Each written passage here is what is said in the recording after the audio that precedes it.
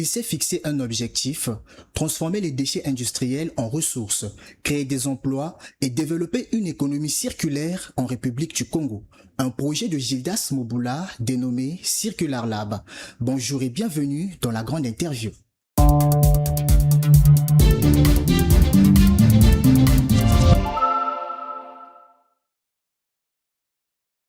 Notre invité est le directeur général de Union Lab, le premier laboratoire de fabrication numérique au Congo.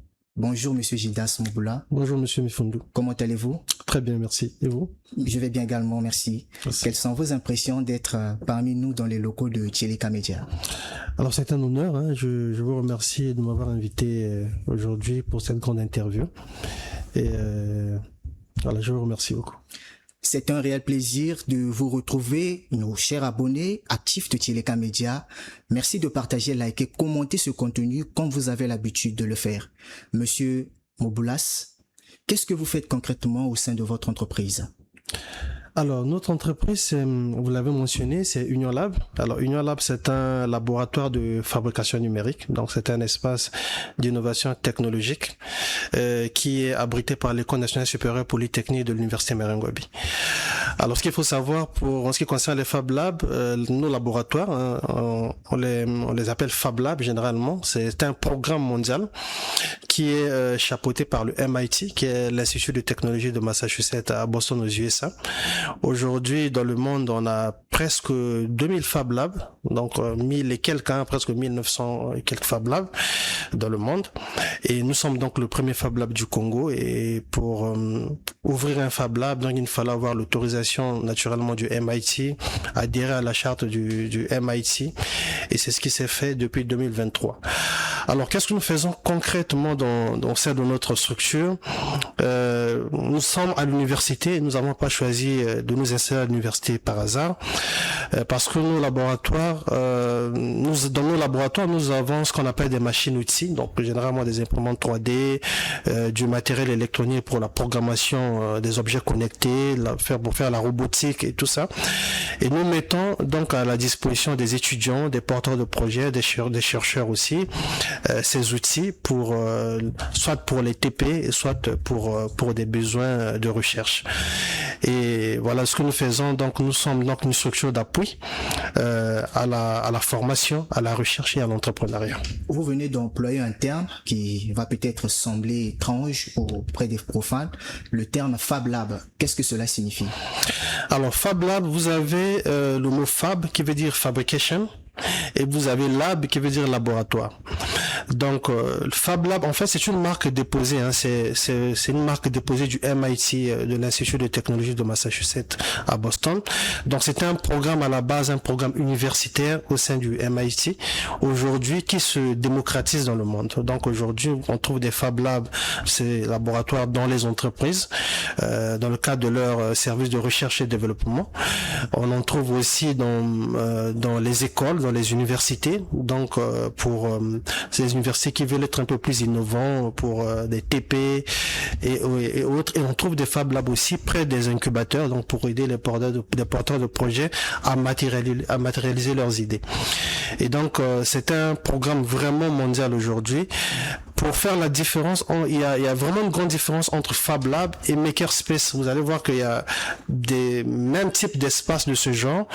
Il y en a sous d'autres appellations, tout simplement parce que le mot Fab Lab reste une marque déposée et pour ouvrir un Fab Lab, il faut une autorisation du MIT. D'accord. Dites-nous, quels sont les impacts socio-économiques de votre entreprise dans notre pays?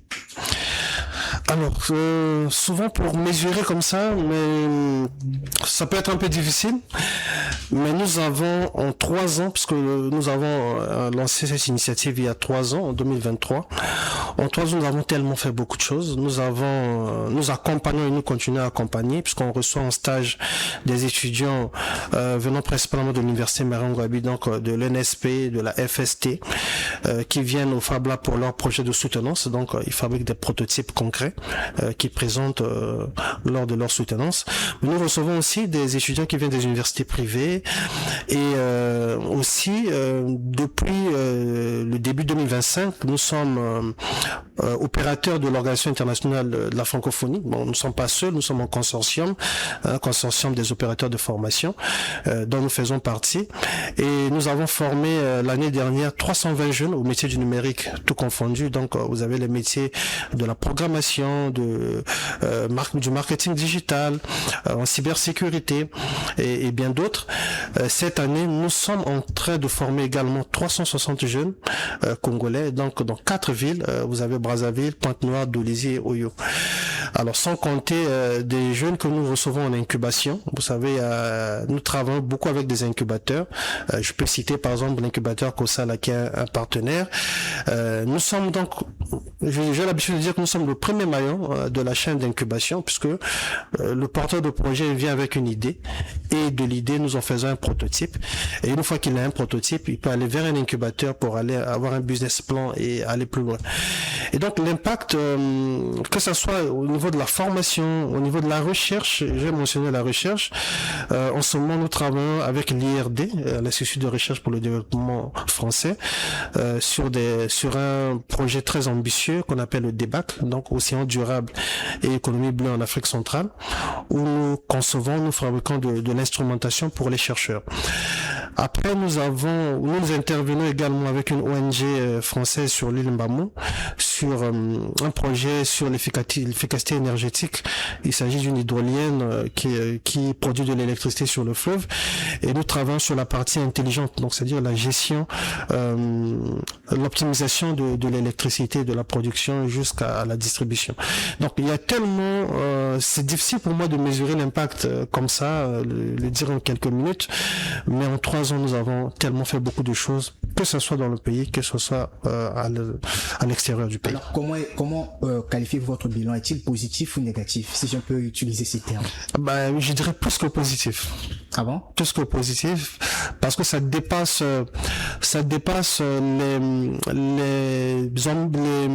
les projections que nous avons faites, et on n'imaginait pas évoluer en si peu de temps, en 3 ans. Alors, quels sont les métiers qui ont été créés par des jeunes ayant été formés par vous?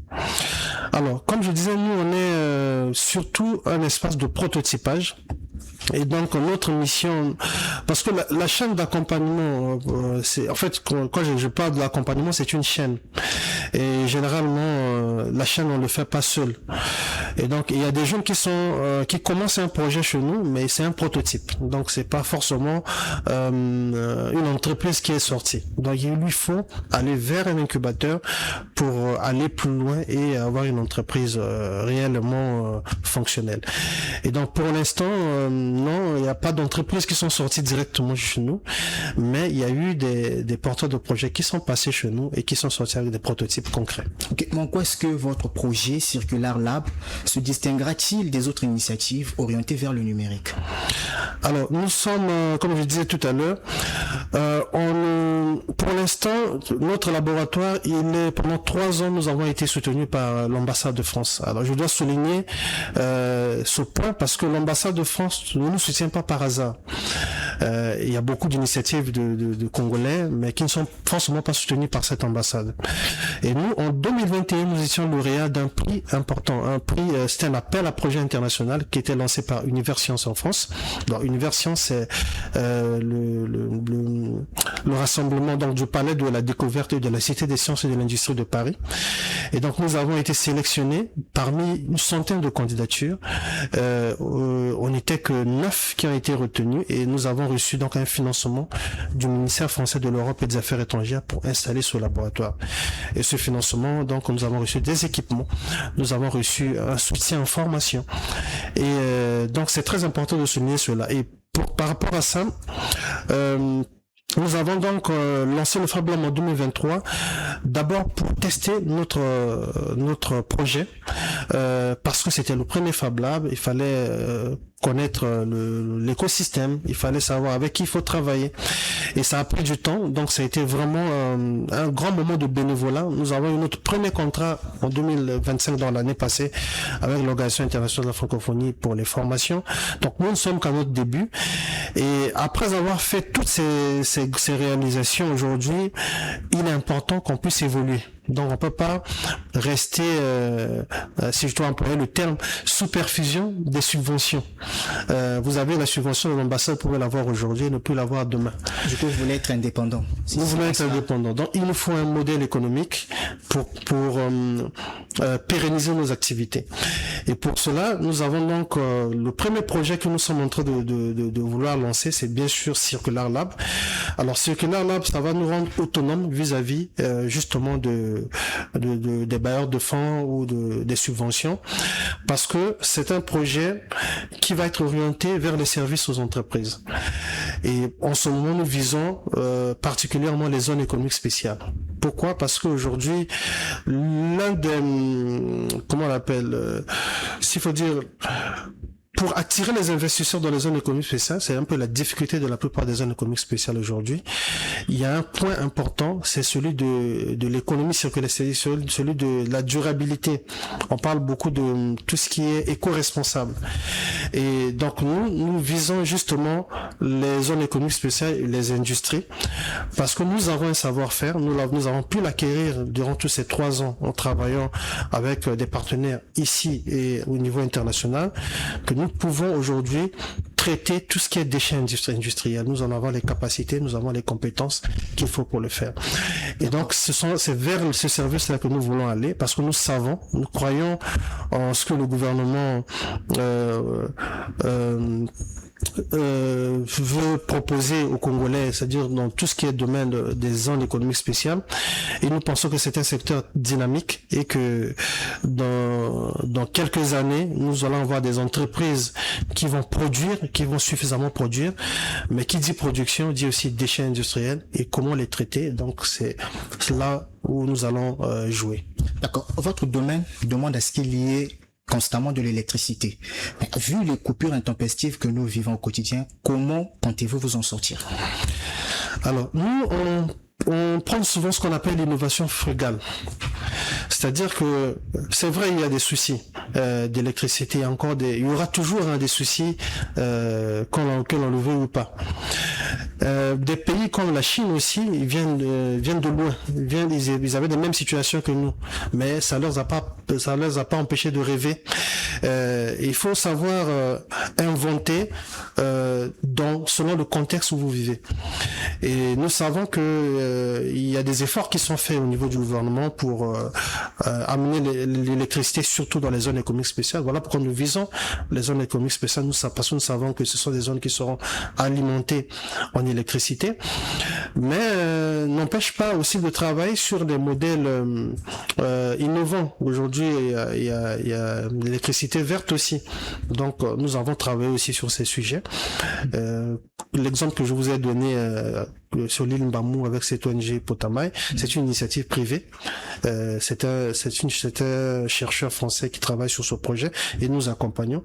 Et donc, on va pas attendre que l'électricité soit présente dans tous les coins de Brazzaville pour pouvoir entreprendre dans ce secteur. Okay. Au contraire, il faut entreprendre et les conditions viendront. Ok. Alors, Gildas Mobula, tout à l'heure j'ai dit Gildas Mobula, si j'ai écorché, je rectifie. Vous avez prévu de faire une tournée européenne, notamment au Royaume-Uni, en Belgique et en France. À quoi consistera ce long périple? Oui, c'est justement dans cette démarche de notre projet Circular Lab. Ça fait déjà plus de 2 ans que nous travaillons avec des partenaires principalement en France et récemment, donc il y a des chercheurs à Bruxelles et au Royaume-Uni, précisément à Manchester, donc à l'université de Sheffield. Ce que nous sommes en train de faire en fait, nous savons qu'au niveau du Congo, on n'a pas toute l'expertise, mais il y a les autres qui ont déjà fait ce que nous voulons faire. Et donc, on va pas inventer la roue, on va pas réinventer la roue. Donc, ce que nous allons faire, c'est aller chercher ce que les autres ont à nous offrir. Nous avons travaillé avec des jeunes. Nous avons des jeunes autour de moi qui travaillent dans plusieurs domaines, électronique, robotique, des jeunes congolais formés au Congo. Beaucoup plus sont sortis de l'NSP et d'autres qui sont sortis du Cameroun, mais qui sont au Fab Lab. Mais leurs compétences ne suffisent pas. Donc, il va falloir que j'aille vers des partenaires qui vont nous apporter plus de connaissances, mais aussi qui vont nous apporter des moyens financiers. parce que voilà, on va pas attendre que les moyens sortent de l'État. Nous sommes une initiative privée, nous avons des partenaires internationaux qui croient en nous et qui nous ont invités justement pour cette tournée européenne. D'abord en France, je vais avec l'ambassade de France, donc c'est une mission avec l'ambassade de France. Ensuite, je vais rester en France pendant un moment pour travailler avec des partenaires sur le terrain, puis des universitaires justement parce que nous allons travailler dans les domaines de la recherche et surtout je parle de la recherche, mais je dois souligner un point, nous travaillons surtout en ce qui concerne sur les bioressources. Alors les bioressources, je prends l'exemple des bioressources pour par exemple fabriquer qu'on utilise par exemple pour fabriquer des véhicules aujourd'hui, des sièges des véhicules. Il y a tellement de composites aujourd'hui qu'on utilise, qui sont des composites qu'on utilise aujourd'hui pour fabriquer, qu'on utilise dans l'industrie, mais qui sont des bioressources. Il nous faut des compétences dans ces domaines. D'accord. Comment pensez-vous convaincre les experts extérieurs et les bailleurs de fonds à soutenir votre projet? Alors, déjà au niveau externe, on n'a pas de souci puisque nous sommes invités par eux. Donc, ça veut dire que d'une manière ou d'une autre, nous pensons que notre projet les a déjà les intéresse déjà, puisque lorsque vous avez des partenaires qui vous invitent, donc tout frais payé, parce que je vais signaler que c'est tout frais payé, et donc ça veut dire qu'ils croient en vous, ils croient en votre potentiel. Maintenant, le reste, c'est juste donc comme tous les projets, hein, il faut bien le structurer pour pouvoir aller lever les fonds nécessaires pour installer ces unités de production. Parce que je dois dire que c'est pas des petites unités de production. Au Congo, nous avons 4 zones économiques spéciales et nous visons les 4 zones économiques spéciales. L'idée, ce serait d'installer des laboratoires, donc des circular labs au sein des zones économiques spéciales pour que ces circular labs puissent récupérer les déchets industriels qui sortent des zones économiques spéciales pour fabriquer de nouveaux objets. Soit on va utiliser du bois qui sortira pour fabriquer des meubles. Soit on va utiliser du métal parce qu'il y en a qui sont dans la métallurgie. Soit on va utiliser tout ce qui sont dans tous les déchets agroalimentaires pour fabriquer des fertilisants ou des composts. Donc il y a beaucoup de choses. Aujourd'hui, ces déchets-là peuvent être réutilisés et c'est voilà pourquoi on parle d'économie circulaire. Tout à l'heure, vous avez évoqué l'aspect des jeunes qui travaillent avec vous, qui sont dans votre entreprise. Oui. Quelles sont les conditions dans lesquelles ils travaillent? Est-ce que leur vie est acceptable? Est-ce que les conditions dans lesquelles ils vivent également sont appréciables? Alors c'est compliqué pour des entreprises. Merci d'avoir souligné ce point. Vous savez, nous avons c'est un peu difficile pour nous lorsqu'on lance une activité de pouvoir tout de suite commencer à rémunérer les jeunes. Il faut d'abord avoir des gens qui croient en vous, des gens qui ont de la passion pour ce qu'ils font. Et moi, je suis reconnaissant parce que j'ai autour de moi des jeunes qui ont compris cela, qui n'étaient pas venus pour un gain facile, mais qui ont vu l'intérêt de s'engager dans le projet. Et aujourd'hui, depuis l'année passée, comme je vous ai dit, on a eu notre premier contrat et certains ont été placés dans des projets, ils sont payés, d'autres pas encore. Donc je dois trouver, voilà pourquoi il faut vraiment aller sur un modèle économique pour avoir la possibilité de rémunérer tout le monde. Mais ce qui est important, c'est que nous travaillons déjà sur des grands projets. Vous avez des jeunes aujourd'hui qui sont venus à Union Lab qui n'avaient pas les compétences qu'ils ont aujourd'hui. Aujourd'hui, ils utilisent ces compétences, ils sont utilisés comme formateurs. Par exemple, dans le cas du projet Déclic avec l'OIF dans lequel nous sommes impliqués, d'autres sont utilisés dans des projets sur lesquels nous sommes impliqués, par exemple des projets sur l'île Mbamou. Et c'est pas des emplois, ce sont des emplois temporaires parce que les projets sont temporaires. L'idée, c'est vraiment d'aller vers ce grand projet d'économie circulaire pour pouvoir leur offrir des emplois plus stables et peut-être recruter d'autres jeunes qui pourront venir travailler avec nous. Nous arrivons pratiquement à la fin de notre émission. Monsieur Gildas Moboula, vous ambitionnez à intégrer les zones économiques spéciales. Quelle sera votre valeur ajoutée dans l'écosystème entrepreneurial congolais? Alors, il y a aussi un point important en parlant des zones économiques spéciales. Il existe aujourd'hui une commission zone économique spéciale et ministère des PME. cette commission a été mise en place par les deux ministres de l'époque. Et aujourd'hui, je pense que puisque l'administration est une continuité, les nouveaux ministres vont pouvoir continuer avec l'initiative. Et il y a quelques entreprises, quelques PME congolaises qui ont été sélectionnées. Les discussions sont en cours pour que ces PME puissent intégrer les zones économiques spéciales. Et nous en faisons partie. Et donc, il y a comme je dis, encore des échanges qui vont être faits. Alors, les zones économiques spéciales, aujourd'hui, ont aidé des grands pays à se développer. Vous savez, je ne vais pas vous donner l'exemple de la Chine, mais aussi, vous connaissez l'île Maurice, qui est en Afrique, qui a su décoller grâce aux zones économiques spéciales. Et notre valeur ajoutée dans les zones économiques spéciales, comme je vous l'ai mentionné tout à l'heure, c'est que je vais partir d'une formule simple où on dit rien ne se perd, rien ne se crée, je pense, Oui. et tout se transforme. Tout se transforme. Et donc vous avez aujourd'hui dans des unités qui sont installées dans une économie spatiale des déchets et des tonnes de déchets qui vont être produits. Et c'est important. Je pense que c'est même un point important qui peut attirer les investisseurs directs étrangers, de savoir que dans les zones économiques spéciales du Congo, il y a des circular labs, il y a des structures spécialisées pour recycler les déchets industriels et les valoriser. Je pense que ça va être une particularité des zones économiques spéciales du Congo et qui pourra attirer rapidement les investisseurs directs étrangers. D'accord, vous allez fixer la caméra. Si vous êtes demandé de solliciter de l'aide auprès du gouvernement, qu'est-ce que vous leur direz? Alors, je dirais tout simplement que je crois aujourd'hui au projet de société du président de la République. Je crois aux hommes qu'il a placés. Et j'ai vu un gouvernement aujourd'hui où les technocrates ont rejoint l'équipe. Je connais le ministre actuel des zones économiques spéciales, le ministre Njombo, qui est un homme pragmatique, qui vient du secteur privé. Et ce que nous demandons, ce n'est pas forcément de l'argent. Nous avons des investisseurs étrangers qui croient en nous.